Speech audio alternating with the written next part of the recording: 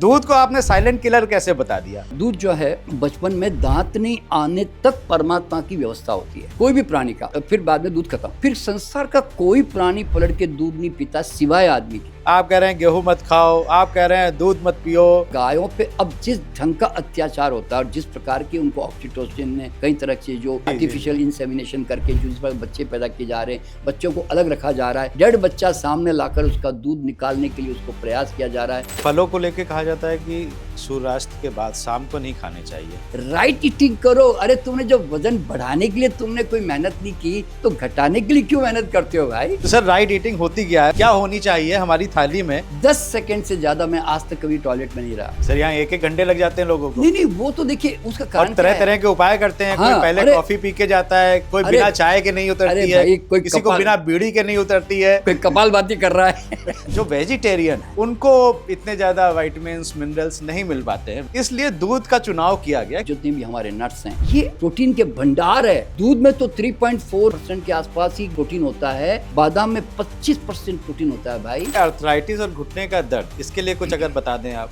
आपका subconscious mind आपको बड़ी से बड़ी बीमारी से बाहर निकाल सकता है। देखिए अगर आप गूगल में जाके सर्च करेंगे, यहाँ आज वर्ल्ड वाइड जो ना ये बड़े फेमस नाम है डॉक्टर जो डिस्पेंजा, उनकी है ना करीब 30 हड्डियां जो है उनकी स्पाइन की जो ना टूट गई थी उनकी। जहाँ अगर आपने ठीक कर दिया ना, आपने विश्वास कर लिया ना मैं ठीक हो सकता हूँ, उसके लिए मैं कुछ भी करने को तैयार हूँ, तो बॉडी आपसे ज्यादा परेशान है आपकी मदद करने के लिए। आज शायद ही कोई घर ऐसा होगा जहां पे घर में दवाइयाँ ना मिले। हर घर में कोई ना कोई अक्सर बीमार रहता है, कभी बच्चे बीमार, कभी माँ बाप बीमार, और अब सभी के स्वास्थ्य को लेकर कुछ ना कुछ दिक्कतें सामने आने लगी हैं। कुछ लोग कहते हैं कि हमारा खान पीन ऐसा हो गया है, पॉल्यूशन इतना ज़्यादा है, हम लोगों का आहार बल्कि विचार भी ऐसे हो गए जिनकी वजह से स्वास्थ्य संबंधी दिक्कतें आ रही हैं।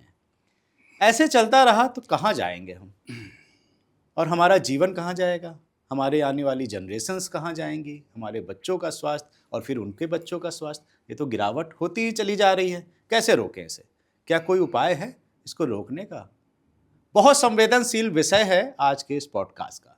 नमस्कार, वंदे मातरम, जय हिंद। एक बार फिर से आपका बहुत बहुत स्वागत है तिवारी जी टॉक शो के इस बहुत ही खास एपिसोड में। आज का एपिसोड इसलिए खास है क्योंकि हमारे साथ हैं डॉक्टर एनके शर्मा जी, जो कि जाने माने रेकी हीलर हैं, पीएलआर स्पेशलिस्ट हैं और नेचुरोपैथी के डॉक्टर हैं। डॉक्टर साहब ने 40 वर्ष पहले एक किताब लिखी थी जिसका टाइटल था milk is a silent killer. तो डॉक्टर साहब, ये दूध से तो मतलब व्रत होता है, उपवास होता है, तो कहते हैं दूध पी लो। हाँ। हमारे सनातन धर्म में गाय का दूध बहुत महत्ता है इसकी, मतलब व्रत भी रहता है तो भी दूध पी के लोग काम चलाते हैं, साधु सन्यासी फल और दूध पी के रहते हैं। तो ये दूध को आपने साइलेंट किलर कैसे बता दिया? तिवारी जी, क्या था कि वास्तव में मेरा नाम नंद किशोर है, वास्तव में एनके शर्मा जो कहते हैं जी। तो नंद किशोर इसलिए रखा था कि बचपन से मैं दूध पीने का बड़ा शौकीन था और बहुत दूध पिया मैंने लाइफ में, और बचपन से मैं दूध संबंधित कई बीमारियां बड़ी ज़बरदस्त भोगता रहा, लेकिन शक कभी दूध में नहीं किया। यानी कि कान से पीप निकलना, साइनस रहना, साइनस के 4 बार ऑपरेशन करा देना, हर वक्त बलगम बने रहना, नाक कंटिन्यूसली फ्लो होते रहना, एक्जिमा पैदा हो गया उससे, सब कुछ ऐसी बहुत बीमारियां हो गई मेरे साथ में। तो लेकिन दूध पे कभी शक हुआ भी नहीं, 25 साल की उम्र तक भी नहीं हुआ। लेकिन चूंकि मैं बहुत चटोरा था तो मेरी बचपन में मेरी दोनों किडनी खराब हो गई थी। अच्छा। तो उस चक्कर में फिर मैं बहुत सीरियस होकर फिर मैंने सोचा कि अब मैं कैसे ठीक करूं इसको।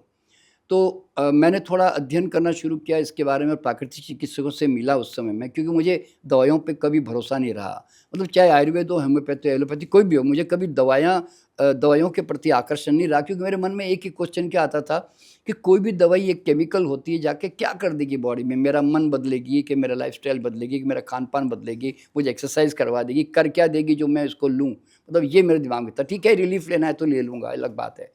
तो इसके लिए दवाइयों की तरफ कभी आकर्षण रहा नहीं मेरा। तो मेरे अंदर ये भाव था कि मुझे ठीक करेगा कौन? तो मैंने कहा कि भाई मेरे अंदर एक जिस वीर्यकन से मुझे जिसने 6 फीट का बना दिया मुझे बगैर पूछे, मैंने कहा जिसने माँ के गर्भ में मुझे 9 महीना बड़े आराम से पाला, मैंने कहा कोई तो मेरे अंदर हीलिंग पावर है जो मुझे ठीक कर सकता है। तो एक भरोसा नेचर पे या परमात्मा पे समझ लें। तो उसके कारण फिर मैंने मतलब उपवास, सारा फलाहार, ये सब चीज़ों पे मैंने योग प्राणायाम वगैरह पे काम किया और 3-4 महीना लगा रहा, मैं ठीक हो गया उसके बाद में। तो दूध उस समय जैसे ही मैंने छोड़ा ना, छोड़ते ही मेरे अंदर जितनी भी साइनस, एलर्जी, एक्जिमा सब खत्म होते चले गए मेरे। तो मतलब तो मैं समझ गया कि यार कहीं ना कहीं दूध की प्रॉब्लम है। खैर बाद में उसके बावजूद भी दूध के प्रति मेरा आकर्षण रहा। मैं आज बताना चाहता हूँ कि अगर मुझे दूध पीने को मौका मिल जाए तो मैं दूध पीना पसंद करूँगा, मतलब मैं शौकीन हूँ दूध का। लेकिन मैं नहीं पीता अब कई 50 सालों से। कारण क्या कि अब मैं उसका वो दो नुकसान समझ गया। अच्छा, उसके बाद जब मैं प्राकृतिक चिकित्सक बना, मैंने हॉस्पिटल खोला, तो नेचुरोपैथी का हॉस्पिटल खोला, तो मैं कैंसर पे मैंने सबसे पहले काम शुरू किया और करीब मैं अभी 18,000 से ज़्यादा मरीजों पे काम कर चुका हूँ। तो उसमें ना बड़े बड़े संत महात्मा भी आए, मतलब अखंडानंद सरस्वती, डोंगरे महाराज, शंकराचार्य जी, निरंजनानंद जी वगैरह, ऐसे बहुत सारे डिफरेंट गुरु लोग आए। तो मैंने देखा कि ये लोग कैंसर से ग्रसित थे। इनको और कई महात्मा, आज भी कई लोग महात्मा कैंसर से ग्रसित है। इवन आपके वो कड़वे बोल वाले जो हमारे जैन धर्म के थे, उनको भी लीवर कैंसर हो गया था। तरुण सागर जी को मार। तो जरा सोचिए, आपके एक आध्यात्मिक गुरु को अगर कैंसर हो जाए, तो मेरे अंदर ये सबसे बड़ा सवाल था कि कैंसर जैसी बीमारी होने के लिए बहुत सीवियर बॉडी में केमिकल इम्बैलेंस होना चाहिए, क्योंकि आसान नहीं है। कई सालों से सिगरेट, शराब या कोई टॉक्सिक जंक फूड खाते हैं लोग, या मेंटली कोई डिस्टर्बेंस करते हैं, तब जाकर कैंसर जैसे सेल को डेवलप होना पड़ता है। तो मैंने कहा कि ये महात्मा लोगों को कैंसर क्यों हो गया। तो मैं खैर उनकी हिस्ट्री लेता हूँ तो पता चला कि हर एक के आश्रम में गौशाला थी और दूध पीने के सब लोग शौकीन रहते ही हैं। जनरली हमारे सब संत महात्मा दूध पीते ही हैं, मतलब, है ना। तो और अच्छा, अब तो इसके ऊपर काम करते करते दूध के बारे में खैर मुझे डाउट आना शुरू हो गया था उसके बारे में। और बाद में एक ब्रिटिश लाइब्रेरी से एक किताब पढ़ने में आई, हेल्थ हैजार्ड्स ऑफ मिल्क। वो क्योंकि वो दूध का वो शक आ गया था ना, तो मैं ढूंढने भी लगा था उस समय। तो उसमें फिर वर्ल्ड के जितने टॉप रिसर्चर्स हैं जिन्होंने दूध के बारे में सब गलत बताया हुआ था, तो वो थोड़ा मैंने पढ़ा, तो फिर मुझे लगा कि ये है तो बड़ा गड़बड़ वाला मामला भाई। तो फिर दूध के ऊपर बहुत रिसर्च करनी शुरू की और उस समय 1986 के अंदर आसपास मैंने किताब लिखी, मिल्क ए साइलेंट किलर। क्यों लिखी और फिर उसकी पूरी गहराई में गया तो मुझे पता चला कि इस दुनिया में 4,500 दुधारू प्राणी हैं। हर प्राणी का दूध जो है उसके अपने बच्चे का कैसा डेवलपमेंट होगा, कैसी केमिस्ट्री होगी, ठीक उसके अनुकूल वो जो है दूध निकलता है। आज अगर हमारा माँ का दूध निकलता तो ह्यूमन बीइंग के डेवलपमेंट के हिसाब से निकलता है। तो ह्यूमन बीइंग का दूध है ना, गाय के डेवलपमेंट के हिसाब से नहीं निकलता है ना, या किसी बकरी का दूध है ना, किसी भैंस के डेवलपमेंट के लिए नहीं निकलता। तो ये कॉमन सेंस हर आदमी को समझना होता है कि आखिरकार गाय जो दूध पैदा करती है वो उस बछड़ी के लिए पैदा करती है कि जो 1.5-2 हज़ार साल में उसको 1.5-2 साल मतलब 2 साल में उसको 2,000 पाउंड का बनना है। आदमी का बच्चा 6-8 पाउंड का पैदा होता है, 20 साल 18-20 साल लेता है मैच्योर होकर जवान होने में। तो आप ज़रा सोचिए, हमारी मैच्योरिटी 18-20 साल की है, उनकी मैच्योरिटी 1.5-2 साल की है। तो इतने हाई ग्रोथ हार्मोन्स डेफिनेटली तो होंगे ना अंदर, तभी तो इतना जल्दी ग्रो करता है और जल्दी खड़ा भी हो जाता है फटाफट। ठीक है, अच्छा। और तो और फिर दूध जो है बचपन में दांत नहीं आने तक परमात्मा की व्यवस्था होती है। कोई भी प्राणी का आपने देखा होगा, जैसे ही दूध आए फिर बाद में दूध खत्म। फिर संसार का कोई प्राणी पलट के दूध नहीं पीता सिवाय आदमी के, है नहीं। अब देखिए, गाय का बछड़ा है ना, आप किसी गाय सब जानते होंगे जो गाँवों में रहते हैं कि महीना 1.5 महीने के बाद में ज़्यादा 2 महीने के बाद अपनी माँ का दूध गाय का बछड़ा छोड़ देता है। फिर जिंदगी भर पलट के देखता भी नहीं, पीता भी नहीं। अगर सामने लाकर रख दो तो मुंह फेर देगा। क्यों? उसके दांत आ गए तो वो घास ही खाएगा जी, ठीक है ना। तो और हमारे भी माँ के दूध में, स्तन में जब दूध आता है ना, तो बच्चा 1.5-2 साल के बाद जब स्तन काटने लग जाता है तो माँ उसको छुड़ाने की कोशिश करती फिर। तो हम भी 1.5-2 साल से ज़्यादा दूध नहीं पिलाते किसी को, ठीक है। और उसके बाद जिंदगी भर माँ का दूध जैसा शब्द हमारे जीवन में नहीं है। तो जब हमारा अपना ही मानव का ही निर्मित दूध जब हमारे लिए उसके बाद शब्द नहीं है, तो फिर दूसरे जानवरों का दूध का तुम्हारे से लेन देन क्या है, ये समझने की बात है सबके लिए। और कोई भी जानवर आपकी सुविधा के लिए, आपको मेंटेन करने के लिए, आपको जीवित रखने के लिए दूध नहीं देता भाई। वो अपने बच्चों के लिए दूध देता है। तो उस दूध को लेने का हमसे क्या लेन देन। और सबसे बड़ी बात क्या मालूम है, आप ह्यूमन बीइंग एक बड़े क्रिएचर है इस धरती के, आपको एक छोटे से इन जीवों के दूध का आपसे इनका लिंक क्या है, इनकी ब्लड केमिस्ट्री आपको क्यों सूट करेगी। अब जैसे जानवर का दूध जानवर के लिए सूट नहीं करता।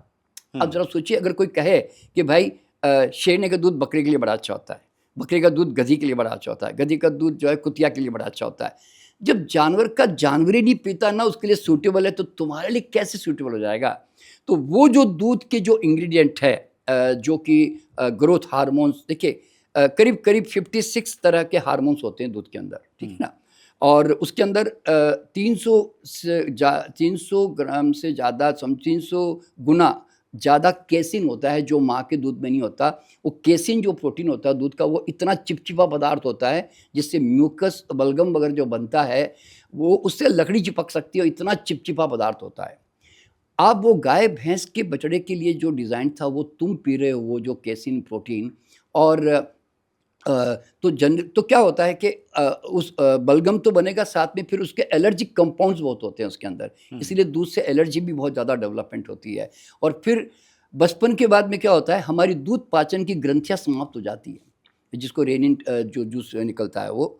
तो अब उसके बाद अगर हम दूध पीते भी हैं तो फिर हमारा दूध का पाचन नहीं होता, इसलिए मैक्सिमम लोग दुनिया में लैक्टेज इंटॉलरेंस वर्ड यूज़ करते हैं कि भाई हमें दूध नहीं और अब ये बढ़ता जा रहा है, हाँ, लैक्टोज ये बढ़ता जा रहा है वो, क्योंकि दूध, देखिए बचपन के बाद में दूध की ग्रंथियाँ नहीं होती। और सबसे बड़ी बात क्या मालूम है, जब आपके दांत आ गए तो अब आपको लिक्विड जैसा वर्ड सिवाय पानी के दुनिया में अब कुछ भी नहीं है आपके लिए। लिक्विड चला गया, दांत नहीं था तब तक परमात्मा ने एक सुंदर व्यवस्था की थी, पर जब दांत आ गए और आप सॉलिड खाने के योग्य हो गए तो अब आप चबाने वाली चीज़ों की तरफ भागो ना। जैसे अब गाय का बछड़ा अगर घास की तरफ, चारा की तरफ भाग रहा है तो तुम अपने चारा घास की तरफ भागो ना भाई।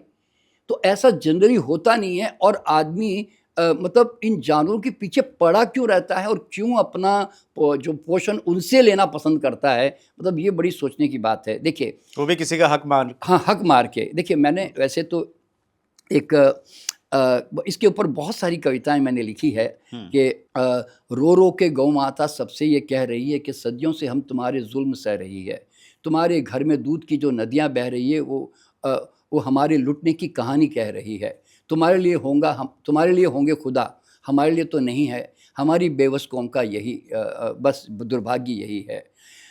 अब तक जमाने की यही रीत रही है कि कमज़ोर के ताकत वाले के हाथ कमज़ोर की डोर रही है।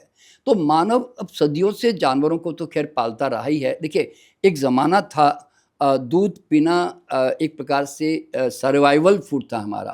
कारण क्या था कि जंगल में रहते तो मांसाहार करना है, कि जंगल में रहना है तो अब कोई गाय भैंस बकरी पाल ली तो अब उसका दूध थोड़ा निकाल लिया अपने बच्चों को ज़िंदा रखने के लिए, और या खुद भी ज़िंदा रहना था। तो उस ज़माने में सेवा करते थे, जो गौ माता, जैसे भारत के अंदर हम गौ माता की सेवा करते थे, और ज़्यादा दूध तो बछड़ा पी लेता था और बाद में थोड़ा बचता था तो हम इस्तेमाल कर लेते थे। ठीक है ना। मैं ये सवाल पूछने वाला था। हाँ जी, हाँ जी। आपका नाम भी नंद किशोर है। हाँ जी। और जो नंद के लाला थे हाँ। वो तो माखन, चोर, दूध इतने शौकीन थे, उनकी पता नहीं कितनी हजारों गाय थी। हाँ जी। नहीं देखिए क्या होता है कि एक समय में गाय भैंस बकरियां ऊंट वगैरह जो भी जानवर के पालने का एक रिवाज ही था हमारे समाज को, मतलब क्योंकि इनसे हमारा पोषण हमें मिलता था, हम जिंदे रहते थे। अब प्रॉब्लम क्या मालूम है, देखिए दूध, अन्न और मांसाहार या ब्रेड बिस्किट्स या चाय कॉफ़ी या अल्कोहल सिगरेट, इनकी प्रॉब्लम क्या मालूम है, ये कोई 2 4 8 10 दिन खाने उपयोग करने से हम बीमार नहीं पड़ते। समस्या ये है कई साल लगते हैं इनके आफ्टर इफेक्ट आते आते आते। तो आज हम जितनी भी बीमारियां हम जीवन में देखते हैं ना, देखिए मानव की सबसे बड़ी प्रॉब्लम कहाँ आ गई मालूम है, कि वी हैव एक्सेप्टेड डिजीज। हम लोगों ने बीमारियों को एक्सेप्ट कर लिया कि भैया अब तो एक तो बचपन में बच्चे बीमार तो पड़ते ही हैं, ये हम मान के चलें। फिर बाद में बड़े होने के बाद में सीजनल कुछ न कुछ तो प्रॉब्लम तो आएगी ही। और 40-50 के होते होते कोई न कोई लेबल तो लगेगा ना, घुटने में दर्द चालू हो जाएगा। मतलब कोई ना कोई लेबल तो लगना चाहिए। और कोई मुश्किल बात भी नहीं है, क्यों अब तो। और वैसे बीमार अगर 55-60 के बाद पढ़ते हैं हम लोग, तो सब लोग कहते हैं अब भैया उम्र है, तक उम्र का तकाजा है जी। और दवाई तो अब इसको दवाई लेनी चाहिए जी, इसको डॉक्टर के पास जाना चाहिए, ये सब हम कॉमन मान के चलते हैं। तो मेरे सामने ना सबसे बड़ा प्रश्न क्या था मालूम है, कि why human race is sick. ये इसी प्रश्न के साथ मैंने अपने जीवन की यात्रा शुरू की। ये क्योंकि मैं बीमार पड़ा ना खुद, मैंने कहा मानव बीमार पड़ता ही क्यों है, कि क्या ऐसा कोई रास्ता नहीं है कि हम बीमार बिल्कुल ना पड़ें और बिल्कुल मरते दम तक हम स्वस्थ रहे, क्या ऐसा कोई रास्ता है नहीं क्या दुनिया में। तो फिर इसकी खोज करते करते मुझे पता चला कि जो शरीर का अध्ययन किया, कि शरीर भगवान ने हमारा एक एक कोशाणु ऐसा वंडरफुल बनाया है कि वो अपनी पूरी क्षमता के साथ काम करना चाहता है, हर अंग और हर कोशाणु। अगर आप इसके काम में बाधा ना डालो तो ये फल की तरफ पककर संसार से अलग होता है, सड़कर टूटकर नहीं। यानी कि स्वास्थ्य शरीर का गिफ्टेड मूल स्वभाव है, प्रकृति प्रदत्त। और बीमार पड़ने के लिए आपको कई सालों तक लंबी चौड़ी तगड़ी मेहनत करनी पड़ेगी। अच्छा, आप जरा सोचे ना, आप एक 8-10 आप महीना भर नमक खा लो, घी तेल खा लो, तला हुआ खा लो, आप चाय कॉफ़ी पी लो, आपको तो कोई बीमारी इतनी जल्दी होने वाली नहीं है। अगर आपको डायबिटीज़ चाहिए तो भैया बहुत साल चाहिए पेंक्रियास को तोड़ने के लिए। आपको अगर हार्ट ब्लॉकेज चाहिए भाई साहब, तो 15-20 साल से शुरू करो अब तला हुआ खाना बढ़िया, ताकि 40-50 के आते आते आपके हार्ट अच्छी तरह ब्लॉक हो जाए। और अगर आपको लगता है ब्लड प्रेशर चाहिए, तो ब्लड प्रेशर बढ़ाने लायक जो भी तनाव लेना है, खून की नलियाँ हार्ड करनी है, ब्लड को एसिडिक बनाना है, नमक खाना है, वो सब करते रहो। तो धीरे धीरे देखिए, यहाँ पे समझने की बात क्या मालूम है, बॉडी बीमार नहीं पड़ने के लिए संघर्ष करती है। ये बॉडी का स्वभाव है। आदमी बीमार पड़ने के लिए संघर्ष करता है। तो क्या प्रॉब्लम क्या आगे मालूम है, कि आज इतना गलत अटरम सटरम खाकर भी 50, 60, 70 साल निकाल रहा है ना, तो ये बहुत बड़ा वरदान है कि इतना अत्याचार करने के बावजूद भी आदमी जो है इतनी उम्र थोड़ी खींच जाता है। तो मतलब इसका कारण क्या है, क्योंकि बॉडी, आप देखो ना, आप जरा सोचो, आपके बॉडी में एक पीएच होता है ना, जैसे ब्लड का पीएच कहते हैं हम लोग, है ना, 7.4 के आसपास। तो आप जरा सोचो कि हम कितना एसिडिक खाना खा रहे हैं। चाय एसिडिक, चीनी एसिडिक, नॉनवेज एसिडिक, दूध एसिडिक, और जितने भी ये जो अन्न दालें खा रहे हैं उसका रेसिड्यूल जो बनता है वो भी एसिडिक, और तनाव लो तो एसिडिक। यानी कि तो आप जरा सोचो कि हमारा मैक्सिमम खाना जो है वो एसिडिक है, और हमारा ब्लड अल्कलाइन होता है ओरिजिनली।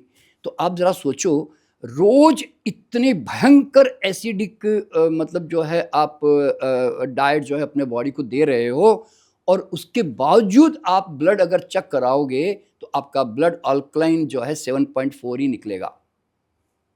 इसका मतलब बॉडी कितना मैनेज करती है अपने आप को नॉर्मल बैलेंस में रखने के लिए, नवनिर्माण करने के लिए। तुम कितना भी घटिया खाना खा लो, उसके बावजूद भी आपके नाखून आते हैं, बाल आते हैं, आपकी स्किन बनती हैं, आपके बॉडी में फिर से नए सेल रीजनरेट हो रहे होते हैं। क्यों? ये शरीर का स्वभाव है। तो इसीलिए तो देखिए, जब मैंने ये साइंस को जाना ना, जब मैं बीमार पड़ा और मैं ठीक हुआ, तो फिर ये नियम जानने के बाद फिर मैंने संकल्प लिया कि मैं आज के बाद अब मैं बीमार नहीं पड़ूंगा बस। क्यों? मैं नियम जान गया। तो आज देखिए, मैं अब 76 ईयर्स में हूँ आपके सामने। मेरे लिए डिजीज इम्पॉसिबल वर्ड हो गई है। मेरी मर्जी के बिना है ना, एक खुजली भी नहीं आ सकती। मैं ऐसा क्यों कहता हूँ? क्योंकि शरीर कहता है देखो भाई साहब, मुझे खुजली करने का कोई शौक नहीं है। आपको शौक है तो सामान सप्लाई कर दो, मैं खुजली कर दूंगी। आप नहीं करोगे तो मैं क्यों करूँ? कोई पागल थोड़ी हो जो बैठे बैठाए मैं आपको खुजली करूँ। मतलब समझने की बात यह है ना कि भाई शरीर कोई पागल है जो बैठे बैठाए कुछ न कुछ करना शुरू कर देगा। अरे भाई, वो कहता है अगर आपको छिकवाना है, छींकना है तो मिर्ची फैला दो, मैं अभी भी छींकना शुरू कर दूंगी। शरीर कहता है नहीं, मिर्ची फैलाओगे तो मैं क्यों छींकूं भाई आपके लिए। तो मतलब ये हर व्यक्ति को समझना जरूरी है। क्यों शरीर ब्लड प्रेशर पैदा करेगा यार? क्यों जॉइंट्स खराब करेगा? जॉइंट्स खराब किए जाते हैं, शरीर खराब करता नहीं है। मोतिया की फिल्म बनाने का सामान तुम्हें सप्लाई करना पड़ेगा भाई, तब कैटरेक्ट होगा, नहीं तो बॉडी क्यों कहाँ से लाएगी सामान, दोगे तो तुम ही ना भाई।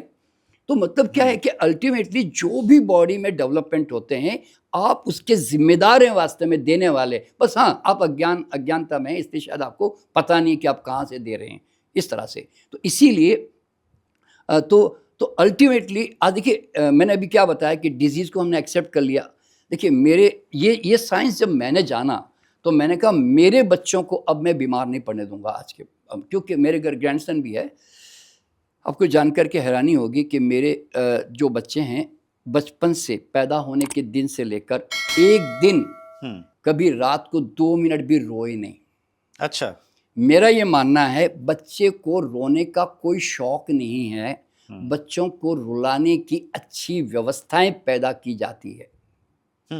अब जरा सोचो ना, बच्चा क्यों रोएगा, इरिटेबल होना, परेशान होना, कुछ दिक्कत होगी, वही तो दिक्कत देगा कौन भाई, वो तो कहीं बाहर से घूमने नहीं गया कि दिक्कत लेके आ गया। भाई आप माँ बाप हो ना, आप उसको कैसा खान पान दोगे, माँ का दूध कैसा होगा, यानी तो गाय, आपने उसको गाय भैंस का दूध दे दिया या कुछ भी मान लो, तो हमने अपने बच्चों को माँ का दूध के सिवाय कोई आज तक बाहर का गाय भैंस का दूध कभी नहीं दिया, और उसके कारण उनके पेट में कभी गैस नहीं बनी, कभी बलगम नहीं बना, कभी टॉन्सिल नहीं सूजे, कभी डिप्थीरिया नहीं हुआ, कभी मम्प्स नहीं हुआ। और हमारे बच्चे जो है 2 साल तक माँ का दूध और फलों पे रहे, तो एक हमारे बच्चों को टीका नहीं लगा, आज तक कोई टीका नहीं लगा किसी प्रकार का भी। अच्छा। हाँ, वो क्यों, देखिए सवाल यहाँ पे क्या होता है, नहीं आपने? नहीं, कभी नहीं। देखिए इसका कारण बता रहा हूँ क्यों नहीं लगाया। क्वेश्चन क्या था मेरे सामने कि यार टीका मतलब कोई बीमारी होगी तो उसको मुझे दबाना है, मतलब रोकना है ना। तो मैं बोला क्यों होगी यार, आएगा कहाँ से, शरीर अपने आप पैदा करता है क्या? तो मैंने देखा कि ऐसा तो नहीं है भाई नियम। तो मैंने कहा कहीं ना कहीं से अनजाने में हम ही कुछ कारण देते होंगे शायद। तो मैंने जब पता किया तो पता चला कुछ नहीं है, हम माँ का दूध जो है उसको छोड़कर हम गाय भैंस का दूध पिलाना बच्चों को शुरू कर देते हैं बचपन में, जो हमारे डिजाइंड नहीं है, हमारे बॉडी की केमिस्ट्री के अनुकूल नहीं है, और वो दूध हमने बच्चों को दिया नहीं, इसलिए बॉडी कुछ बोली भी नहीं। माँ का दूध दिया। अच्छा, माँ का भी दूध का भी क्वालिटी बहुत जरूरी ध्यान रखना, अगर माँ अचार खाएगी तो बच्चे को डायरिया हो सकता है। अच्छा। हाँ, माँ अगर गैस फॉर्मिंग फूड खाएगी तो बच्चे को पेट में गैस बन जाएगी। मतलब माँ अगर खाने में गड़बड़ करती है ना तो उसका असर बच्चे के दूध में भी आता है साथ में। इसलिए तो हम कहते हैं ना कि हरी घास खाने वाली गाय का दूध पियो जी। जब हम बोलते हैं, जब आप एक गाय के ऊपर इतना केयर करते हो तो भैया आपकी गाय जो माँ है आपकी, उसको भी तो ढंग से तो केयर करोगे तो उसका दूध सही निकलेगा ना। तो इस तरह से तो उसके बाद में तो जब उसके दांत आए तब तक हमने अन्न नहीं दिया बच्चों को।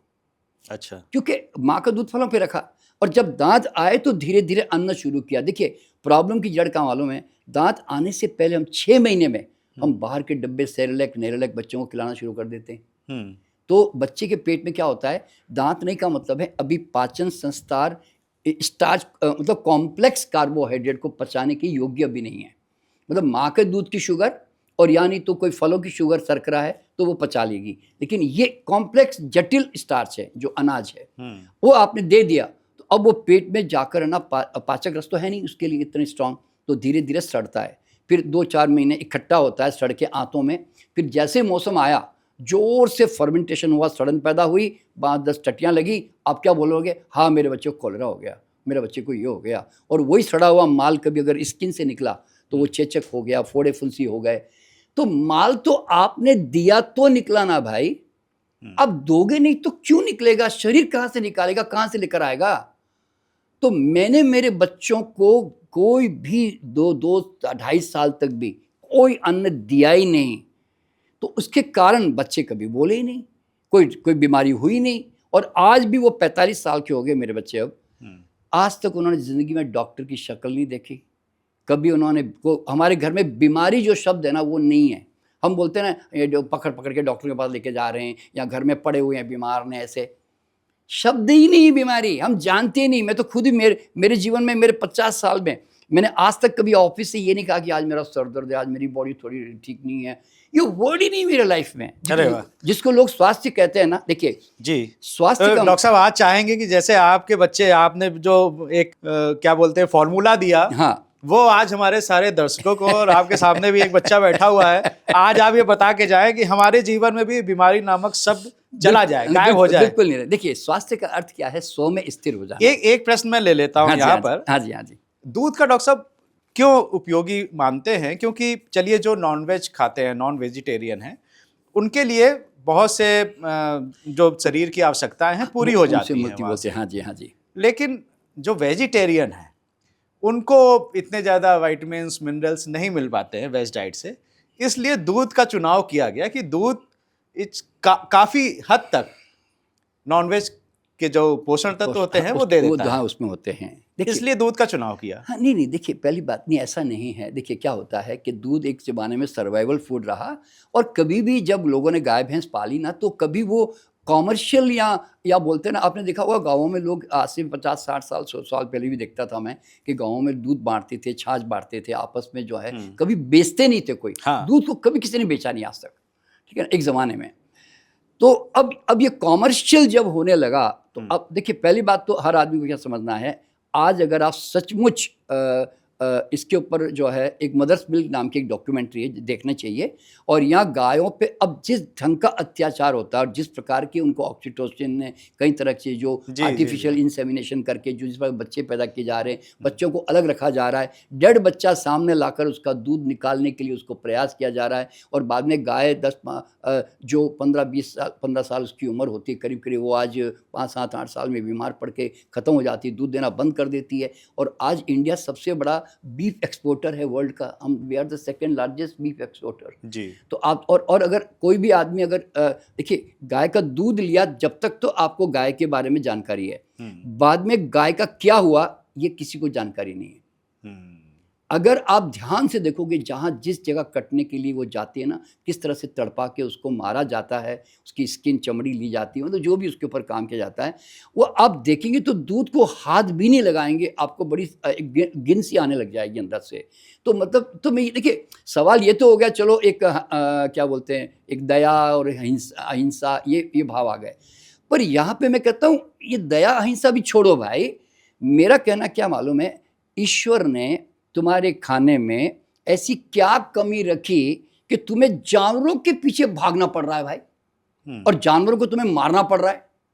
हर प्राणी को अपना अपना खाने का सामान दिया ना, ठीक है ना। देखिए मैंने कविता लिखी है इसके ऊपर, सदियां बीत गई मानव फिर भी पूछ रहा है ये, क्या खाऊं कैसे खाऊं, खाना ढूंढ रहा है ये, जो न खाना था ना पीना था वो भी निकल गया सारा, बुद्धि मिली थी ज़्यादा जिसको वही भटक गया बेचारा।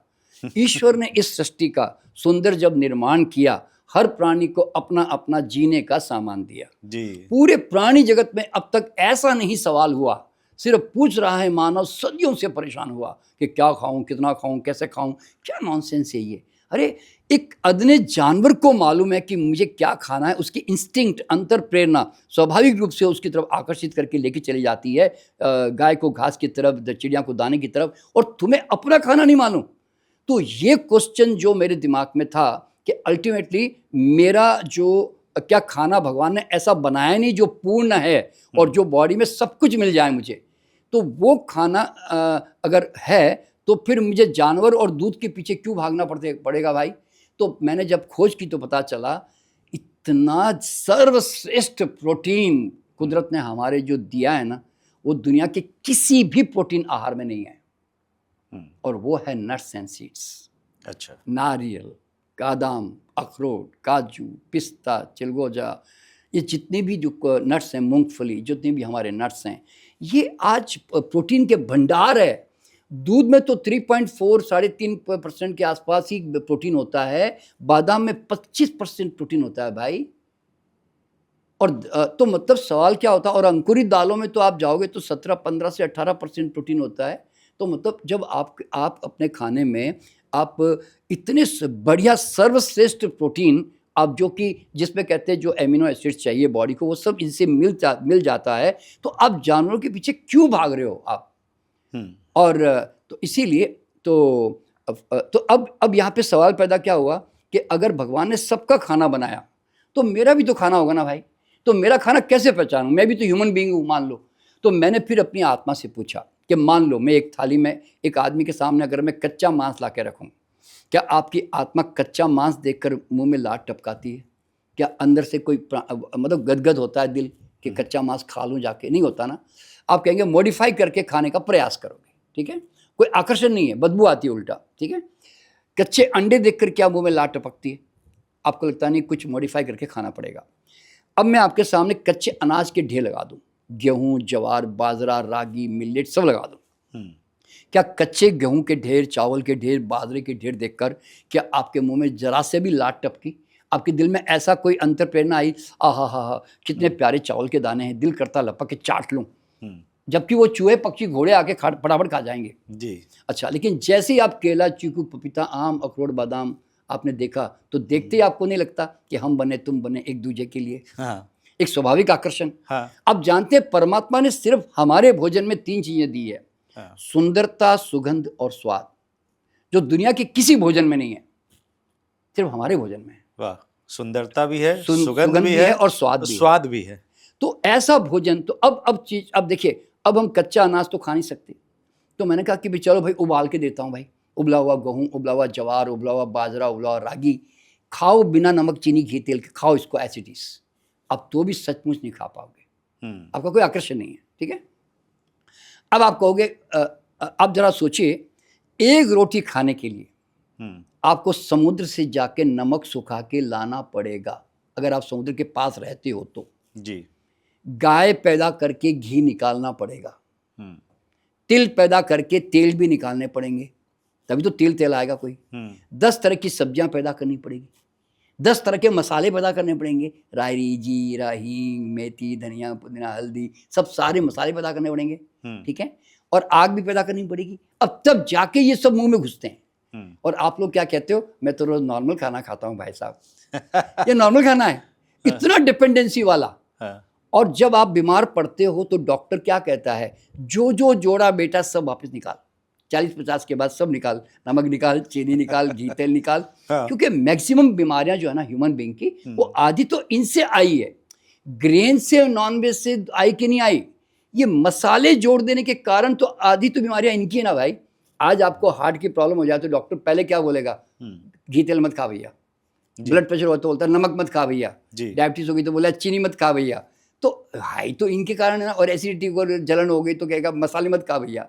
कोई डायरिया वायरिया हो गया तो मतलब क्या होता है कि वाई यू हैव एडेड, आपने क्यों जोड़ा भाई फालतू में इसको। तो क्या आपने कभी ऐसा सोचा क्या, भाई साहब मैं केला कैसे खाऊं, मेरे घर में तेल नहीं है छौंकने के लिए। या आपने आम खाना है तो ऐसा थोड़ी कहोगे भाई साहब एक हरी मिर्च मिल जाएगी जिसके थ्रू मैं आम खा लूँ। अरे यहाँ गाय ने कहा हो कि भाई साहब ये आपने मुझे घास क्या दे दी, क्या थोड़ा केचप नहीं है क्या। तो जरा सोचो, कोई दुनिया का आहार किसी पर निर्भर नहीं है, और हम निर्भर वाले आहार को कहते हैं ये मेरा खाना है जी। तो देखिए, तो इसी बात को समझते हुए जब हमारे ऋषि मुनियों ने जाना कि अनाज हमारा शरीर का मूल आहार नहीं और शरीर को जड़ता और भारीपन पैदा करता है। देखिए, अनाज खाओ और घोड़े बैलों की तरह ना भागे ना, तो अनाज आपको खा जाएगा जी। तो इसीलिए उन्होंने क्या किया, उपवास का प्रचलन मतलब शुरू किया कि भाई 9 दिन उपवास करो, अनाज बंद कर दो, अन्न से मुक्त हो जाओ, फलाहार जो वर्ड यूज किया हमने, है ना। तो आज एकादशी, आज पूर्णिमा, आज कृष्ण जयंती, ऐसा कर करके किसी तरह मानव को अनाज से दूर करने की कोशिश की गई, जिससे आदमी को अनुभव हो जाए कि अनाज छोड़ते ही यार मैं बड़ा हल्का फील करता हूँ। क्यों मालूम है, एक्चुअल में आप जानकर के हैरान होंगे तिवारी जी के आदमी से ज़्यादा इतनी तरह की एक्सरसाइज, बोलते हैं ना 500 तरह की एक्सरसाइज दुनिया में कोई प्राणी नहीं करता, पागल हो गया है एक्सरसाइज के मामले में। आप जरा सोचो, ये पागलपन नहीं है कि हम दिन भर शरीर को 50 तरह से मोड़ते फिरते रहे सारे दिन। है क्या नॉनसेंस है ये। अरे अंगड़ाई के सिवा कोई बॉडी को एक्सरसाइज चाहिए नहीं, और बाकी जो एक्सरसाइज चाहिए वो चलना फिरना, दौड़ना उतरना, चढ़ना, खेलना कूदना, तैरना, नेचुरल एक्सरसाइज है। लेकिन नहीं, एक्सरसाइज के लिए भी जिम ट्रेनर चाहिए, योगा टीचर चाहिए। क्यों? तुमने बॉडी को इतना जड़ और पत्थर बना दिया कि उसको तोड़ने के लिए योगियों को 500 योगासन निकालने पड़े। तो भाई शरीर तो एक्चुअल में सब जानवरों का फ्लेक्सिबल होता है, मरते दम तक फ्लेक्सिबल होता है। ये तो जड़ता तो पैदा की जाती है ना भाई। तो इसीलिए जैसे ही आप अनाज कम करते हो ना, आप अनुभव करोगे कि अनाज कम करते ही एकदम जो आपके बॉडी में भारीपन, सुस्ती, ये सब जो आती है ना, एकदम बॉडी आपकी हल्की होने लग जाएगी। आज हम चाय कॉफ़ी क्यों पीते मालूम है? आपको चाय की क्या जरूरत पड़ गई भाई? कि सुस्ती आ रही, थोड़ा सुस्त हो रहा हूँ। सुस्त क्यों हो रहे भाई? आज ये पक्षी इतना उड़ता है, साइबेरिया से भरतपुर आ जाता है बगैर पानी की बोतल लिए, बगैर गूगल देखे जी है। तो वो इतनी एनर्जी कहाँ से लाता है? बंदर छलांगे मारे जा रहा है बैठे बैठे, वो कहाँ से एनर्जी ला रहा है? हिरन दौड़े जा रहा है। अरे जब उनके अंदर उनका जो खाना खाकर वो इतनी ताकत से जी पा रहे हैं, तो आप क्यों नहीं भाई? देखिए, मैं अभी 76 ईयर्स में बता रहा हूँ आपको, मैं मेरे लिए सबसे बड़ी प्रॉब्लम क्या, और मेरे वीडियो भी इसके ऊपर, कि थकना बहुत मुश्किल है मेरे लिए। How to get tired is a big problem. अच्छा, वो क्योंकि थकावट किससे आती है? बॉडी में एसिडिटी होना, डेफिशिएंसी होना, है ना, तो उसके कारण आती है। और कुछ तो मानसिक भी होती है, कई लोगों को तो थकावट जनरली, है ना। तो मैं तो सुबह 4 बजे उठता हूँ, 11 बजे तक एक्टिव रहता हूँ, और वो जानबूझ करके सोता हूँ क्योंकि सब सो गए इसलिए। तो मतलब क्या होता है कि इतनी भगवान ने कितनी एनर्जी दी, जरा सोचिए। तो जैसे आप अनाज कम करोगे ना, आपको क्या मजा आएगा मालूम है? कि 50% में कहता हूँ लोगों को अनाज कम कर दो। और जैसे अनाज कम करोगे ना, और फल, सलाद, अंकुरित दालें वगैरह जो नेचुरल चीज़ें, ये बढ़ा दो। क्यों? कम करने का मतलब ये नहीं कि खाना कम खाना है, लेकिन सही चीज़ को ज़्यादा जोड़ना है। तो आप जैसे नेचुरल फ्रूट्स, नट्स पे आओगे, जो ह्यूमन फूड है ओरिजिनली, आप देखोगे कि धीरे धीरे आपकी शुगर अपने आप डाउन होने लगेगी, आपका ब्लड प्रेशर डाउन होने लगेगा। क्योंकि बढ़े तो इनके कारण थे ना भाई। तो जब कारण ही नहीं रहा तो बढ़ेगा क्यों? समझ, ठीक है ना। और फिर जैसे आप अनाज कम करते जाओगे, तो आपका जो अनऑथराइज कंस्ट्रक्शन जो बॉडी में आ गया ना चारों तरफ से, वो सारे डेमोलिश होकर, वो बोलता है बुलडोजर चल जाएगा वो योगी जी का। तो वो धीरे धीरे सारा डाउन हो जाएगा, जो फैलाव है वो सिकुड़ जाएगा और बॉडी बिल्कुल नॉर्मल आकार में आ जाएगी। देखिए, मेरा मानना क्या मालूम है, आज लोग वजन को लेकर इतने परेशान होके पैसे बर्बाद करते ने, डाइटिंग करते ने। अरे भाई, राइट ईटिंग करो। अरे तुमने जब वजन बढ़ाने के लिए तुमने कोई मेहनत नहीं की, तो घटाने के लिए क्यों मेहनत करते हो भाई? तो सर, राइट ईटिंग होती क्या है, क्या होनी चाहिए हमारी थाली में? क्योंकि आपने तो मना कर दिया भाई अनाज हटा दो, आप कह रहे हैं गेहूं मत खाओ, आप कह रहे हैं दूध मत पियो। सर, ये नहीं, मसाले भी आपने मना कर दिए। नहीं, देखिए, मैं अभी तो हमारी थाली में क्या होना चाहिए वो बताइए। नहीं, देखिए, मैं ना अभी आपको मैं कोई चीज़ के मना नहीं कर रहा हूँ, आपको थोड़ा अवेयर करके कह रहा हूँ कि ये चीज़ों ने हमें बीमार किया है, तो थोड़ा इनसे बचो। देखिए, मैं अनाज कम करने को नहीं, अनाज बंद नहीं करने कर रहा हूँ, मैं कहता हूँ अनाज को कम फिर भी एक आइडियल डाइट अगर आप बता दें, देखिए हमारे घरों में क्या होना चाहिए। देखिए, दिन में आदमी का मिनिमम 3 बार खाना खाता है ना, तो एक डाइट जो है ना, उसको कंप्लीटली केवल फ्रूट्स की लेनी चाहिए। इतना क्यों? वो तुम्हारा खाना है भाई। अच्छा, ठीक है। तो कम से कम एक मील तो चाहे ब्रेकफास्ट में ले लो, कि लंच में ले लो, डिनर में ले लो। पर लोग क्या करते हैं मालूम है? प्रसाद की तरह बोलते, मैं 10-11 बजे के बीच में एक आधा एप्पल खा लेता हूँ, या शाम को 5-6 बजे एक आधा केला खा लेता हूँ। ऐसे नहीं खाना। एक प्रॉपर 500 ग्राम, 1 किलो प्रॉपर फ्रूट्स अपने डाइट में प्रॉपर होना चाहिए एज ए मील। ओके, ठीक है।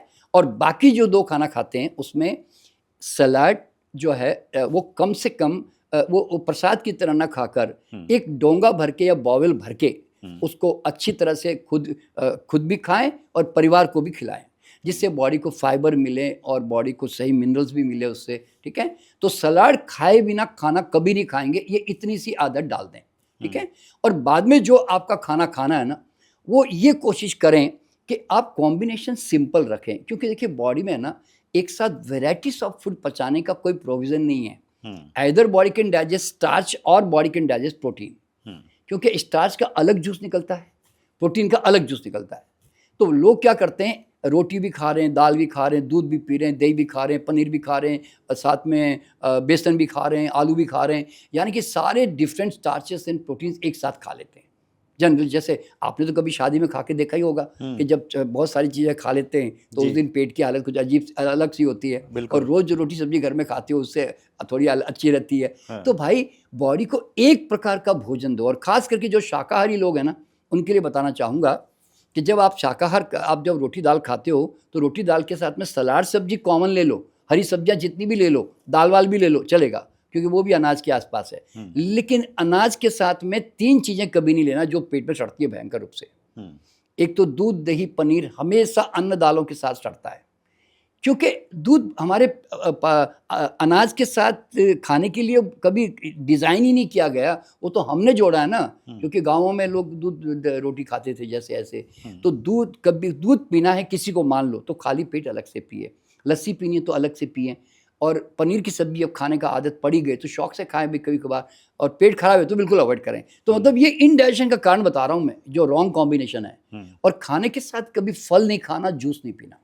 ठीक। और अगर मान लो फल और खाना साथ में आ गए, जैसे आप शादी ब्याह में जाते हैं तो फल पहले खाओ, जूस पहले पियो, फिर बाद में फल खाओ, और फल खा के 15-20 मिनट आधा घंटा रुक जाओ ताकि वो नीचे खिसके, क्योंकि फल फास्ट डाइजेस्टिंग फूड है और हम देर से पचने वाले खाने खाएंगे।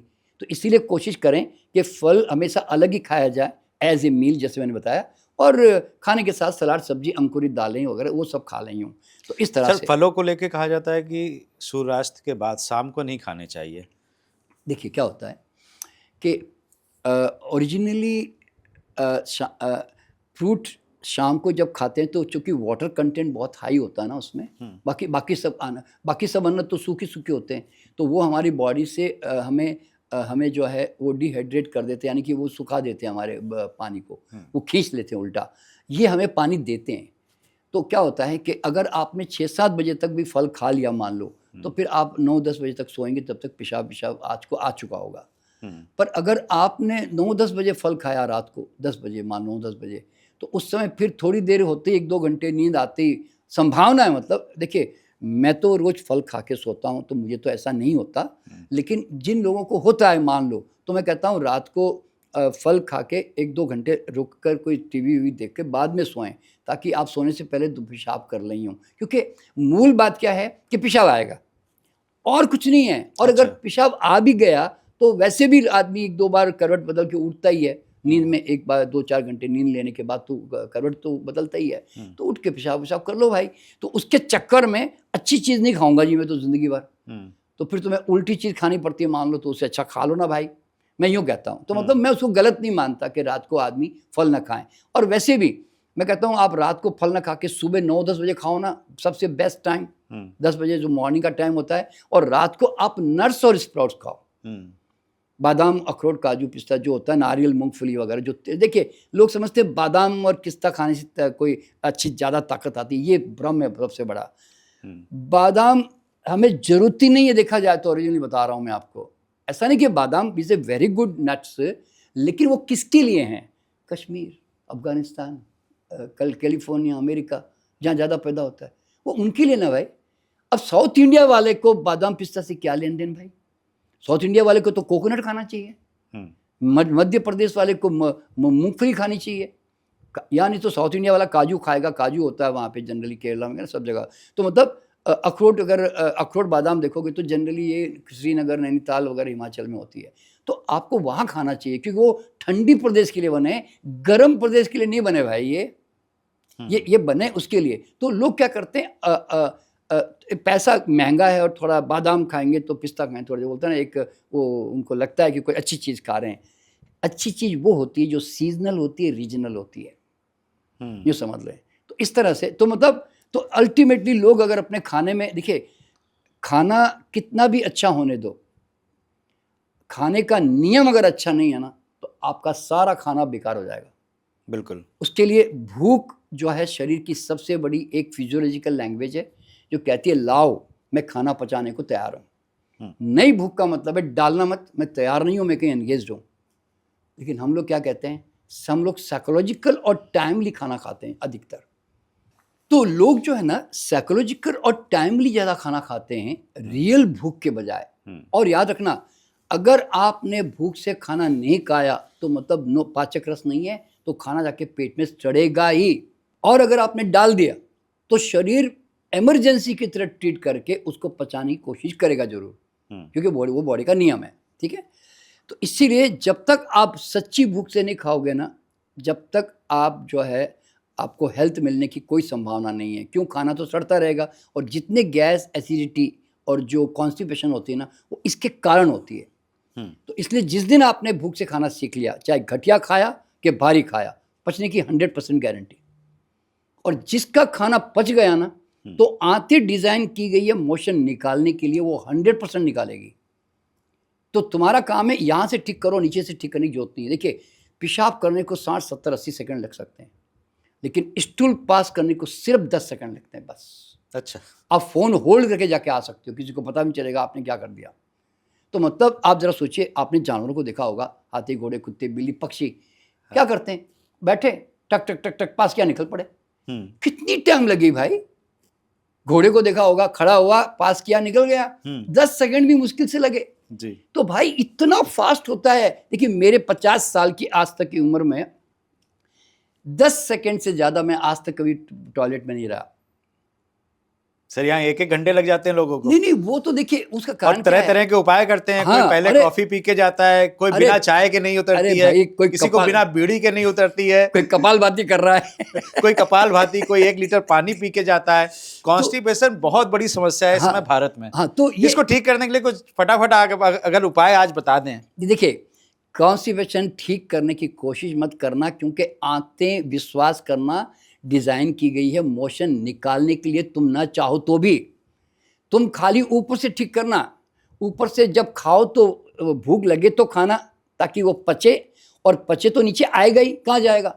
अच्छा, दूसरी बात, अगर फाइबर होगा उसमें प्रॉपर, तो फिर वो निकलेगा ही। और अगर तुमने ऐसा खाना खाया जिसमें फाइबर भी नहीं है, जैसे नॉनवेज में फाइबर नहीं है, दूध में फाइबर नहीं है, मैदे, ब्रेड, बिस्किट, बेकरी में किसी में फाइबर नहीं है, ठीक है, तो और तला हुआ अगर आपने खाया, तो तले हुए में क्या होता है कि आप स्टार्च प्रोटीन की चारों तरफ एक वो फैट ना लपेट देते हैं तलने के कारण। तो बॉडी क्या करती है मालूम है, वो कहती है कि भैया पता नहीं ये कुछ फैट वैट आई है, स्टार्च प्रोटीन अंदर छुपा हुआ है। वो कहती है कि मतलब लगता है ये कोई लीवर के डिपार्टमेंट का मामला लगता है, तो इनको लीवर के पास भेजो जी। तो वो पेट में पचाता ही नहीं, वो लीवर में जाकर जब तक फैट उसकी डिकम्पोज नहीं होगी तब तक वो स्टार्च अंदर का निकलता नहीं। आप जरा सोचो, यानी कि आप हीट पैदा करके आप किसी तले हुए खाने को है ना, उसके चारों तरफ एक एनगल्फ कर देते हो, क्या बोलते हैं, एम्बॉडिड कर देते हो एक चीज़ को। तो इसीलिए तला हुआ खाना भी पेट में बहुत देर तक सड़ता है, चाहे मिठाई हो कि नमकीन हो। तो इसीलिए कोशिश करें कि एक तो भूख से खाएं, और खाने में थोड़ा फाइबरस फूड हो, जैसे फल, सलाद, अंकुरित दालें होती है ना, इस तरह से। और तो उससे फिर आपका पेट अपने आप टाइमली साफ होगा। और कब्ज के बारे में ध्यान रखना, ये जो आपके दिमाग में है ना कि सुबह 7 बजे आना, 6 बजे आना चाहिए, 7 बजे आना चाहिए, बिल्कुल गलत। आप पेशाब लाने के लिए आप सोचते हो कि पेशाब कब करूं करके, आपको घंटी बजती तो जाते हो ना, बिल्कुल। तो आप मोशन की घंटी बजेगी ना भाई, तुम यहाँ से ठीक रखो ना। तो हो सकता है सुबह 7 बजे अभी मैच्योर नहीं हो आप पूरी तरह, इसलिए उसने घंटी नहीं बजाई। तुम कहते नहीं जी बजनी चाहिए, नहीं तो मैं ऑफिस नहीं जाऊँगा आज मैं। हाँ। तो भाई वेट करो ना, 10 बजे आ सकता है, 12 बजे भी आ सकता है, दोपहर को आ सकता है। देखिए, मैं अगर एक लास्ट बात बताना चाहूँगा, मैं अपने हेल्थ के लिए कुछ भी नहीं करता। भूख लगे तो खाता हूँ, प्यास लगे तो पानी पीता हूँ, और घंटी बजे तो बाथरूम जाता हूँ, नहीं बजे तो वेट करता हूँ। चाहे कोई जब लाना है ला भैया, मुझे कोई दिक्कत नहीं है, मैं क्यों सोचूं कब लाना है। और थक जाए तो सो जाता हूँ, और आँख खोले तो उठ जाता हूँ। मैं कुछ भी नहीं करता हेल्थ के लिए। क्यों करूँ, मेरा शरीर कर रहा है ना भाई 24 घंटे। तो ये हर आदमी को समझना जरूरी कि why you are fighting with your body, life is a flow. तो इसीलिए आंतें कभी भी कब्ज नहीं करनी पसंद भी नहीं करती बॉडी तो उल्टा फेंकना चाहती है, तुमसे ज़्यादा परेशान है निकालने के लिए। तुम उसको मदद नहीं कर रहे हो, बस तुम उसे बाधाएं पैदा कर रहे हो, मैं यूँ कहता हूँ। ठीक है डॉक्टर साहब, बड़े अच्छी आपने बातें बताई, और बहुत आसान है कि अपने आप को नदी के बहाव में छोड़ दो ढीला और बहने दो किनारे अपने आप लग जाएंगे आप। बिल्कुल बिल्कुल। कुछ फटाफट सवाल ले लेते हैं, और ये बहुत बड़ी बड़ी दिक्कतें हैं, भारत में ज़्यादा देखने को मिलती हैं, जैसे कि प्रोटीन डिफिशिएंसी भारत में इस समय बहुत ज़्यादा है, इसको कैसे कम कर सकते हैं? नहीं, देखिए क्या होता है तिवारी जी के प्रोटीन को लेकर है ना, ये बहुत खतरनाक भ्रम हमें वेस्टर्न कंट्री से आया है, इंडिया का नहीं है ये, ठीक है ना। क्योंकि प्रोटीन मेडिकल साइंस जो पढ़ती है ना, वो बाहर का पढ़ती है, इंडिया का नहीं पढ़ती। आयुर्वेद नहीं पढ़ती, वो पढ़ती है बाहर का मेडिकल साइंस। तो वहाँ पे क्या मालूम है, सब नॉनवेज वगैरह तो रहा ही है मैक्सिमम, तो वो हर चीज़ में प्रोटीन खाओ जी बस। तो वो नहीं खाने वाले को प्रोटीन खिला देते हैं एक प्रकार से, समझिए। देखिए, अब हमें कॉमन सेंस से क्या सोचना मालूम है, एक छोटा सा मैं एग्जाम्पल देता हूँ आपको। मैं एक गेहूँ का दाना है, उसमें 14% के आसपास प्रोटीन होता है गेहूँ के दाने में, ठीक है। मैंने अंकुरित कर दिया। अब अंकुरित कर दी तो अब वो प्रोटीन हो गया 1.5%। मूंग की दाल थी, 15-18% प्रोटीन था, मान लो किसी दाल चने में, अंकुरित करती 1-2% रह गया। अब आप क्या बोलोगे कि भाई साहब प्रोटीन तो खा नहीं रहा हूँ जी मैं, तो गया कहाँ? अरे भाई एमिनो एसिड में डाइजेस्टिबल प्रोटीन में कन्वर्ट हो गया। जो दाल तुम खाते, गेहूं खाते, तो 15-18 घंटा बॉडी को पचाने में लगते, वो तुम्हारे 2 घंटे में पच रहा है भैया। तो प्रोटीन, हर चीज संसार में प्रोटीन है। देखिए आज आप जो फल कहते हो, फल किसकी बाय प्रोडक्ट है? जरा देखिए, आपने कहा बीज था, बीज में से साहब एक अंकुर निकला, अंकुर से एक पेड़ पत्ते निकले, उसमें फूल निकला, और फूल निकलने के बाद में फल बोले तो अल्टीमेट, अब लास्ट, यानी कि उसका संपूर्ण रूपांतरण फल के रूप में आ गया। तो फल में सब कुछ आ गया, समझे ना? तो अब फल खाएंगे जिसमें सुपाच्य प्रोटीन है, हम कहेंगे नहीं हम तो प्रोटीन नहीं खा रहे जी, क्योंकि ये प्रोटीन का भूत कहाँ से आया? क्योंकि ये मेडिकल साइंस क्या करती है कि क्लासिफिकेशन करती है कि इतना प्रोटीन के ऊपर है तो इसको प्रोटीन कैटेगरी में, इसको स्टार्च कैटेगरी में, इसको फैट कैटेगरी में रखना है, ऐसे सोचते हैं ना। तो इसके कारण ये काउंटिंग होती है, वरना everything is protein protein protein. क्यों? फल बना किससे है? प्रोटीन से तो बनाना भाई, उसकी जो स्ट्रक्चर है प्रोटीन ही तो है ना, समझे ना। लेकिन फिर भी लोगों का प्रोटीन का भूत है। तो मैं 2 प्रोटीन की चर्चा करता हूँ, एक तो टॉक्सिक प्रोटीन, एक है नॉन टॉक्सिक। टॉक्सिक प्रोटीन कौन सा है? नॉनवेज, अन्न, दालें और ये मैदा और ये जो सब जो खाते हैं वो सब टॉक्सिक प्रोटीन्स हैं, ठीक है। और नॉन टॉक्सिक कौन सा है? नट्स एंड स्प्राउट्स, और ये नॉन टॉक्सिक है। और तो इस तरह से इनके ऊपर ध्यान दो तो आपको प्रोटीन की डेफिशिएंसी कभी नहीं होगी लाइफ में। ठीक है।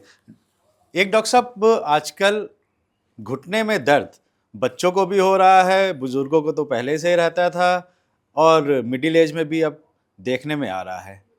तो ये अर्थराइटिस और घुटने का दर्द, इसके लिए कुछ अगर बता दें आप। नहीं, देखिए क्या होता है कि शरीर का हर अंग जो है ना, उसके बीच में एक कार्टिलेज होती है, चाहे कहीं भी बॉडी में, चाहे स्पाइन में हो, चाहे घुटने में हो, और वहाँ पे जो सैनोवियल एक फ्लूइड नाम का फ्लूइड होता है, वो ताकि उसको लुब्रिकेशन मेंटेन करता है।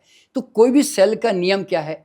अगर उस सेल के आसपास में ब्लड सप्लाई कट हो गई और धीरे धीरे कमज़ोर हो गई, तो फिर वहाँ पे सप्लाई कम होते होते वहाँ पे गद्दियाँ सूखने लगेगी, फ्लूइड कम होने लगेगा, तो वो आवाज़ आने लगेगी, घर्षण होने लगेगा, तो सूजन आने लगेगी, जिसको अर्थराइटिस कहते हैं।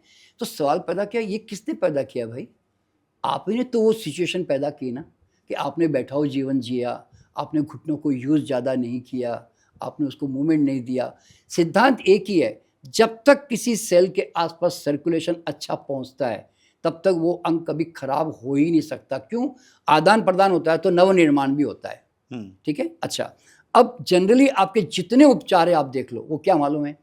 अगर आप कहते हैं कि कोई हर्ब्स लगाना है, कोई आयुर्वेदिक मान लो, तो वो क्या जलते हुए चीज़ होते हैं ना, लहसुन, अदरक ने, सौंठ ने, सब ऐसे बोलते हैं ना, जो जलने वाली, काली मिर्च ने, हरी मिर्च ने, तो ऐसी जो बॉडी को जाके उत्तेजना दें, तो उत्तेजना देने वाले हर्ब्स लगाते हो तो खून का दौरा जबरदस्ती बॉडी को खींचना पड़ता है। यहाँ तो वो लगाओगे, यानी तो कोई बोलेगा सेक कर भैया, गर्म सेक कर, ये कर, तो क्या करोगे? सर्कुलेशन पहुँचाओगे। आप कहते नहीं जी मालिश करो जी, तो मालिश करके क्या करोगे भैया? सर्कुलेशन पहुँचाओगे। नहीं भैया एक्यूप्रेशर करो जी, तो वो ब्लॉकेज तोड़ोगे उसका। तो मतलब अल्टीमेटली आप कहते नहीं जी एक्सरसाइज करो जी, थोड़ी सी फिजियोथेरेपी करो जी, तो क्या है ultimately what you are doing? आप एक्सरसाइज करके सर्कुलेशन पहुंचाने की अब जुगाड़ कर रहे हैं ना भैया। तो मैं कहता हूं, अगर आप पहले से ही सावधान होकर ये समझ के चलें कि मुझे जॉइंट्स अगर ख़राब नहीं करने हैं तो मुझे चलना फिरना, बॉडी को मूवमेंट देना चाहिए। और साथ में खाना अगर एसिडिक होगा, अगर आपका खूब नॉनवेज, दूध, ये सब जो अन्न दालें, यही का ज़्यादा होगा, फल सलाद जो ऑल्कलाइन होता है वो अगर नहीं होगा, तो एसिड जो है ना सेल को जल्दी डैमेज करती है। तो इसीलिए एसिडिक खाना कम करो, फल सलाद बढ़ाओ, और अपना घूमना फिरना जारी रखो, तो देन आपका जॉइंट्स कभी ख़राब नहीं होंगे कभी। आप रेकी मास्टर भी हैं, रेकी गुरु हैं, इतने हजारों लाखों बच्चों को आपने ट्रेनिंग दी है रेकी की, और एनर्जी के फील्ड में भी आपने बहुत काम किया है डॉक्टर साहब। मेरा सवाल ये है, क्या आपने सबकॉन्शियस माइंड को हम ट्रेंड करके हम अपनी बीमारियों को खुद से ठीक कर सकते हैं? हाँ तिवारी जी, देखिए क्या होता है, अगर आप मुझे कहोगे ना कि अगर हेल्थ में सबसे पहली चीज़ हम क्या चुनाव करेंगे, तो मैं कहूँगा माइंड। क्योंकि mind is the greatest healer and mind is the greatest disease creator. मन हमारा सबकॉन्शियस माइंड हमारे बिलीफ सिस्टम से चलता है, वो सच झूठ को नहीं पहचानता। अगर आपने किसी चीज़ को मान लिया ना दिमाग में, तो वो ऐसे केमिस्ट्री हार्मोन पैदा कर देगा आपके अंदर। अब देखिए, मान लीजिए मैं आपको एक गाली दूं और आपका चेहरा फट इंसल्ट कर दूं और आपका चेहरा फक पीला पड़ जाएगा। और मैं अगर आपकी तारीफ करूं तो आप 1 सेकंड में पिंक हो जाएंगे जी। तो आप ज़रा सोचो, 1 सेकंड में आपका चेहरा पीला पड़ गया, 1 सेकंड में आपका यानी कि खून सूख गया, और 1 सेकंड में पिंक तारीफ करते ही पिंक हो गया, मतलब खून बन भी गया, क्योंकि आप नॉर्मल से हटकर थोड़े ज़्यादा पिंक हुए। तो इसका मतलब है कि एक्स्ट्रा खून बना 1 सेकंड में, खाली ये ऐसा सोचते ही। आप समझे ना? तभी तो कहते हैं ना, कोई शर्माता है तो कहता है गाल लाल हो जाते हैं। हाँ। तो भैया गाल लाल क्यों हो गए? क्योंकि उसने ऐसा फील किया तो खून उसका एक्स्ट्रा डेवलप हुआ। तो मतलब 1-1 सेकंड आप 24 घंटे ज़रा सोचो ना, आप अपनी बीमारी को लेके क्या सोचते हो, शरीर को, हेल्थ को लेकर। होता क्या मालूम है कि लोग जल्दी ठीक क्यों नहीं होते मालूम है? डॉक्टर ने जो कह दिया ना, वो अक्षरशः सच मान के चलते बस, और वो माइंड में बैठा लेते हैं। तो एक बात ध्यान रखना, what you focus that always expands and grows. तो focus always what you want, never focus what you don't want. तो आपको क्या नहीं चाहिए उसको तो उसको मत फोकस करो भाई, नहीं तो आपको वही सबकॉन्शियस मान के वैसी केमिस्ट्री डेवलप कर लेगा भाई। इसीलिए तुम्हें क्या चाहिए? हेल्थ चाहिए ना, तो तुम हेल्थ को फोकस करो ना। तो यू मस्ट बिलीव। देखिए, वो लोग ठीक कौन होते मालूम है? आपने देखा होगा, जो अपने भगवान पे भरोसा करते हैं, अपने गुरु पे भरोसा करते हैं, है ना, और या कोई नेचर पे भरोसा करते हैं, कोई योगा पे भरोसा करता है, कोई प्राणायाम पे भरोसा करता है। तो उसके दिमाग में ये एक बिलीफ सिस्टम होता है कि अगर मैं प्रकृति के रास्ते पे चलूँगा तो मैं ठीक हो जाऊँगा, तो मैं ठीक हो जाऊँगा। ये जो बिलीफ होता है ना, वो अंदर से आपकी ठीक करने का काम करता है। तो मैं भी लोगों को है ना हमेशा यही कहता हूँ कि आपका सबकॉन्शियस माइंड आपको बड़ी से बड़ी बीमारी से बाहर निकाल सकता है। देखिए, अगर आप गूगल में जाके सर्च करेंगे, या आज वर्ल्ड वाइड जो ना एक बड़े फेमस नाम है डॉक्टर जो डिस्पेंजा, उनकी है ना करीब जो है 30 हड्डियां जो है उनकी स्पाइन की जो ना टूट गई थी उनकी, और डॉक्टर ने उनको कहा कि आपको 6 महीना हॉस्पिटल में रहना पड़ेगा और आप लाइफ लॉन्ग व्हील चेयर पर रहोगे, आप ठीक नहीं हो पाओगे। अब ये नॉर्मल डॉक्टर ऐसा कहता है ना, तो अब सामने वाला सोचेगा ना, चलो भाई अब ज़िंदगी तो मेरी ऐसी है, मान लो। पर उन्होंने कहा कि नहीं, उनके दिमाग में भी मेरी तरह वो शब्द आया कि अरे आज माँ के गर्भ में मुझे किसी ने संभाला, कैसे संभाला? तो मैं कुछ तो ताकत मेरे अंदर है। तो उन्होंने अपनी मानसिक क्षमता और बॉडी की सेल्फ फीलिंग पावर को रिकॉग्निशन किया, और उन्होंने 3 महीने में पूरी स्पाइन जो टूट गई थी उनकी एक्सीडेंट से, पूरी नॉर्मल हो गई, और आज वो दुनिया के one of the top motivational doctor है, न्यूरोलॉजिस्ट है। He is the top doctor now. आपके जीवन में कोई ऐसा केस आया है? नहीं, देखिए, मैं तो इतने लाखों मरीजों को भी, क्योंकि आज 45 साल से ऊपर हो गए मुझे, तो काम करते करते लाखों मरीज निकल चुके हैं, बहुत डिफरेंट मरीज आए। देखिए, मैं खुद जो मरीज को है ना, मैं हमेशा क्या कहता हूँ मालूम है कि always you heal, if you are healed from here then you are healed from your body. अगर आप यहाँ हील नहीं हुए और आपके अंदर मन में शक है, संदेह हैं, आप भय पैदा करके बैठे हो, तो मैंने कहा फिर कोई ठीक नहीं कर पाएगा। क्योंकि मैं कैंसर पे काम करता हूँ ना, तो मुझे पता है कि कैंसर के मरीज को डॉक्टर कितना डरा के भेज देते हैं।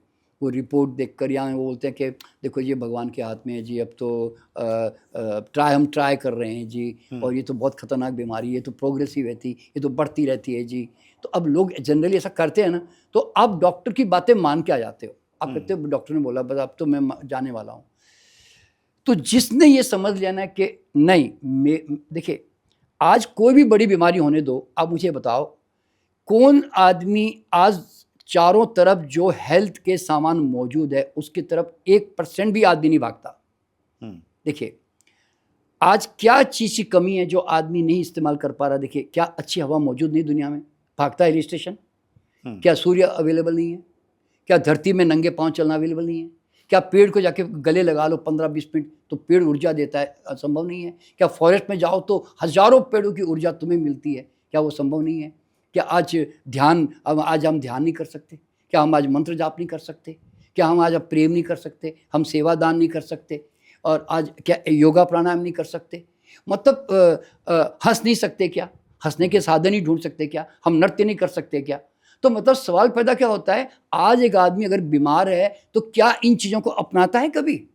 जहाँ जीवन मिलता है, जिससे प्राण ऊर्जा बढ़ती है, उसको हम 1% भी नहीं अपनाते। हम तो सीधा भागते हैं हॉस्पिटल, या नहीं तो डॉक्टर की बात देके डर के बैठ जाते हैं घर में बस। तो मेरा कहने का मतलब क्या मालूम है, एवरी डिजीज इज रिवर्सिबल। अब शरीर कहता है भैया अगर ये सामान अच्छा सप्लाई कर देगा तो मैं इसकी बिल्डिंग बना दूंगा जी वापस। अगर नहीं सप्लाई करेगा तो मैं कैसे बनाऊं जी? कोई आदमी देता ही नहीं, सप्लाई करता ही नहीं, इसलिए बिल्डिंग बनती नहीं। और लोग क्या कहते हैं, मेरे तकदीर में इतना ही लिखा था जी, भगवान ने मुझे उठा लिया।